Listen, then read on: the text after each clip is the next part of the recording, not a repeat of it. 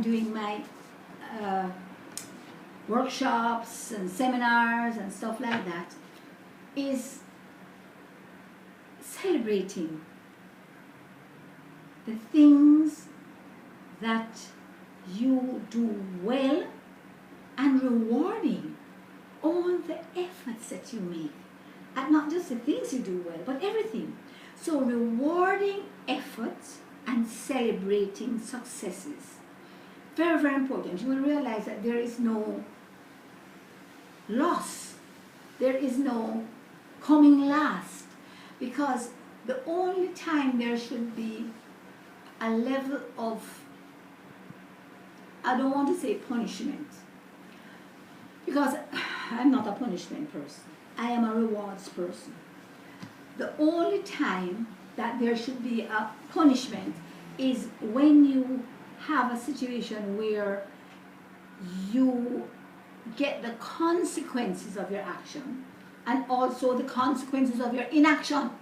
Because if I give somebody a test, I was in school, for a while, and they put down their name and nothing on the paper, not only do I give them a 0, but I give them a detention.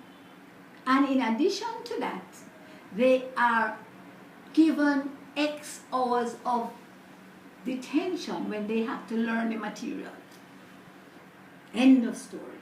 Because the only thing that should be regarded as a failure is the failure to try, to make an effort. And so that is how I would like us to engage and approach this whole thing of accepting ourselves as masterpieces. Because when we accept ourselves as masterpieces, then we will be able to operate at our best. Because you know something? Our worst work comes out of rejection, usually of self, thyself. And our best work comes out of acceptance of whatever level we are at.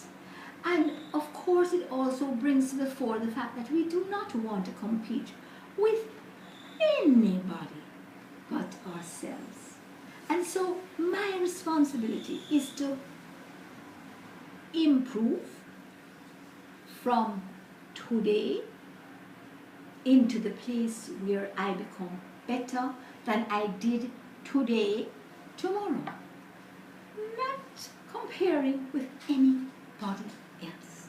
So, as we go into the proposal from the King of Kings, let us remember that it is our responsibility to do our part to be available for Him to flow through us, be available for Him to let His love pour through us. We are really channels. And let our differences shine. Embrace our differences. And for those who are in the caregiving or leadership roles, we need to understand also that you don't need to try and make clones. You don't need to try and make everybody exactly the same as the one before. We need to always appreciate the differences, knowing that every person brings to the table a different part that is absolutely essential for making a whole. So, if that is our objective as facilitators, as leaders who are supposed to be servants, who are supposed to be coordinators, we as leadership should be those who pull together all the differences. And this is so very important, especially for teachers who have a class of 40 different people. I know how it is. Different personalities and temperaments.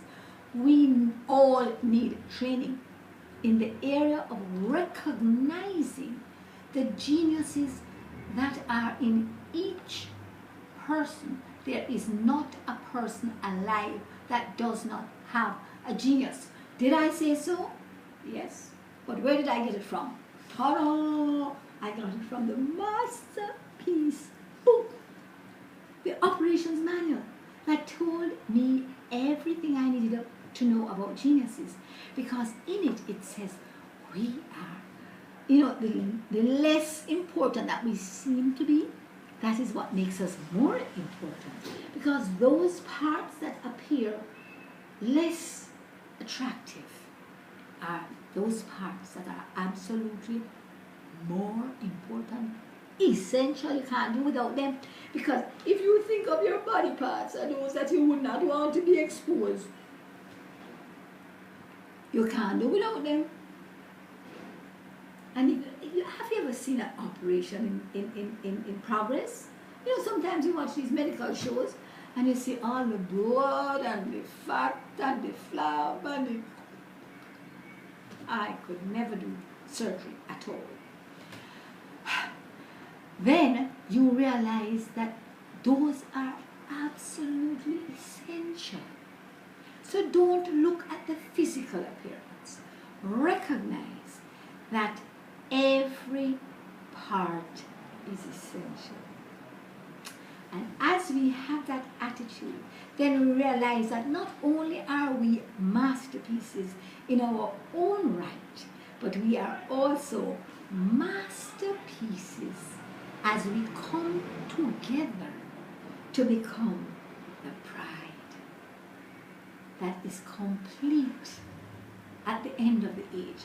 But don't forget that we're not just looking at the end of the age, but we are enjoying the ride as we progress along the journey. And we can do that every single day. So I want to encourage us as we come to the end of this day, and this is the part of the proposal where it says, you are worth so much to me. In all the universe which I created, you are my most treasured possession. There is none like you. Remember that the King of Kings is proposing to you. Let's get ourselves ready to embrace, accept, and grow into the persons that he wants us to be, to receive his proposal. Until tomorrow, when we're going to look at another part of the proposal. Boy, tomorrow, should I give you a little trips? No, I won't get. This part is just tear-jerking. Not bad tears, tears of joy. So join me tomorrow on Celebrate Life on reggae to reggae.com. And it doesn't matter what time you join me. I am live between 12 noon and 1 p.m. online, and you can go into Reggae to Reggae at any time, 24/7, and just bring up the show of that day. And today's show was about masterpieces. Thanks for joining me, and see you tomorrow. Bye. Shalom.